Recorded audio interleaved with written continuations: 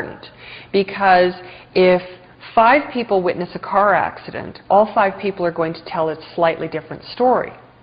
So the question is the person telling the story a story maker? Are they somebody that, embellishes? You have to take that into account. Is the person a very fastidious storyteller where they're telling every detail? You have to take a look at the individual also to be able to know how to take that story.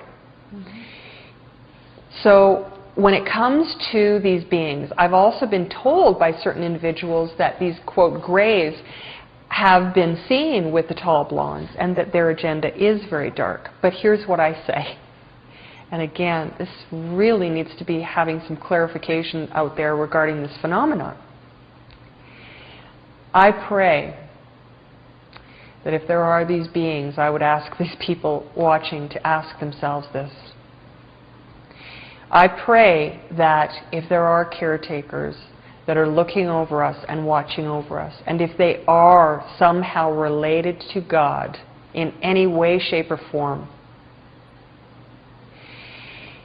that they not judge me on the evil people of this earth, because we all look the same. Our general descriptions are the same. So because I am white, I pray that I am not judged by the evil of other white people. So when you come across one of these beings, whether it is in your dreams, which they can come to you in, or whether it is in the astral, which means your light body is leaving you, or whether it is physical, ask yourself this, right from here. Do I have fear, or am I simply just afraid? Do I have fear or terror? Because if you have terror, you need to understand that, and you need to say, no, I am not going to do this. I am not going to participate. I do not and will not be a part of this. Right. They need to protect themselves, and they have this power. Yes. And they need to know they have this power. Yes. And that's a very important message. Yes, it is very important. People forget that. They say, oh, I don't have any control, I don't have any power. You do have a certain amount of power regarding this phenomenon when you're having contact. And so it is really important to protect yourself in that way, mentally. And that's why, again, these tall blondes make it very clear that we need to educate ourselves not only in what's happening around us in the world, but also on a more spiritual level. Because the more spiritually aware you become, the stronger you become, the more informed as to how it is that you can move forward spiritually and in the astral and in the dreams to be able to protect yourself from some of these other beings. All of them, all of the beings that are out there, whether it be grays or tall blondes, each one that I meet individually, I make them look at me in my eyes. I make them look so that if they're looking at me and they're looking all over the place like this, I say, no, no, no. I remember one dream in particular. The 2 blondes came to me, and they were trying to give me this very, very strong message. And I said to them, you need to look at me. And they said, there's no time, there's no time. And I said, no, you either stop and look at me so that I can look in your eyes, or I'm not speaking to you. So I looked in their eyes, and I recognized them as being peaceful and from the right heart. Because you can't look at someone at their, the rest of their body. When we want to know who someone is, even in this world, we stop and we look at their eyes. Can I look at their eyes and be comfortable? We have instant recognition as to whether or not we care for someone or not. So use that in this phenomenon as well. And if you do not want this happening, tell them, and just keep telling them that you do not and are not a willing participant, and you demand that they stop. And you need to verbalize that. Will it stop? I don't know. It depends on your spirit. It depends on how strong you are.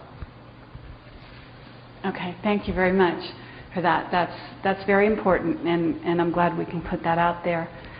What I would like to share with everyone is that people like myself all over the earth are being stirred to movement.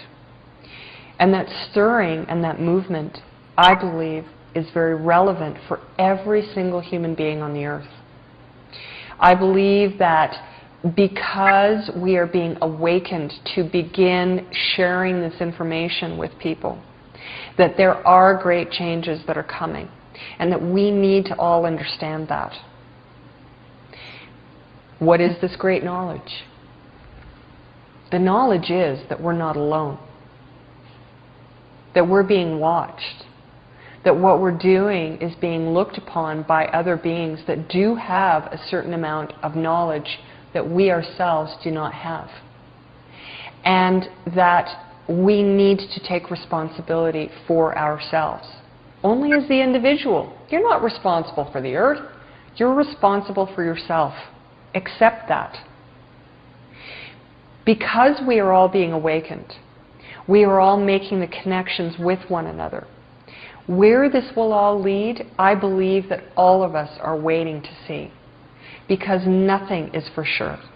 We're writing this plan as we're going through it. One of the greatest concerns that I have in the views, the visions that I was shown, the information that was shared to me on board that craft, they talked to me a lot when I was with them about seeds. And I'm always trying to share this information with people. One of the things that could save this earth is seeds. Because if every individual on the planet planted a small garden, we would not have to produce as much oil or transportation or pollution or plastics to, everything. It would also give every individual on the planet a taste again, a glimpse of why we're here, to be able to experience the beauty around us.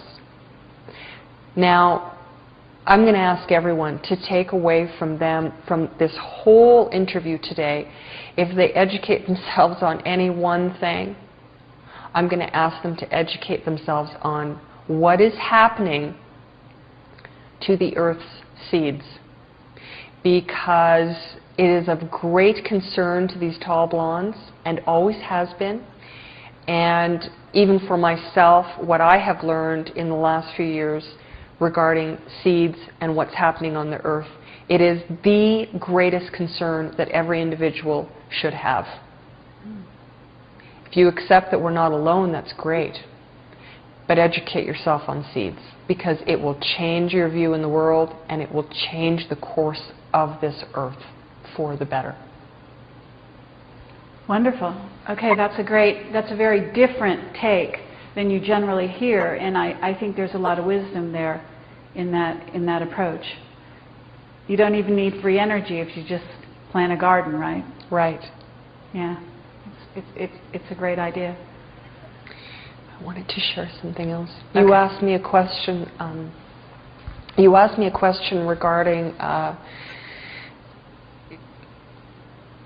something that was given to me. Mm-hmm. And I know that anyone watching this is going to be going back to that, right, because it's very important. Yeah. When I was on board the craft in 1988, I had memories come back to me from childhood that were very interesting, because it was of a time when I was a very young child, about 4 or 5 years old, when I was taken on board a craft. And this memory came back to me very, very clearly. So I really get into the details of this in the book, because it is a key point to this phenomenon for myself. Now, to take this story and put it into a few sentences, I was taken on board a craft when I was 4 years old, and during that time these beings gave me something, and they told me to bury it. And they said that one day I would know what it was for, and that I would go back and find it. I get asked this all the time because I've written about it in great detail throughout the course of my life. Mm-hmm. This thing keeps coming up over and over and over again. I have not found it yet. I know the area that it is in, but I have not found it yet. Mm-hmm. The question again is Is it my imagination? Absolutely not. Because